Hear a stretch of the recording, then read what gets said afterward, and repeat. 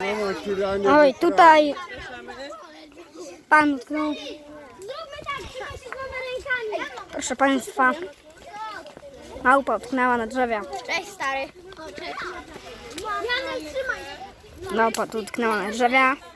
To wrzucimy zaraz na YouTube'a. Małpa na drzewie. Małpa na drzewie. Będziesz w telewizji.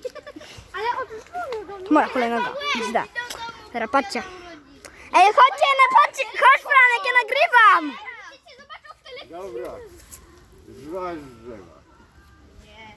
Ale on proszę pana nie umie. On proszę pana się boi. On się boi. Nauczyć. No to trzej. Jak się nauczy, to sobie złamie kręgosłup. Chodź szybko. Nie. Chodź. A może po Mateusz pojadę? Patrz. Pa.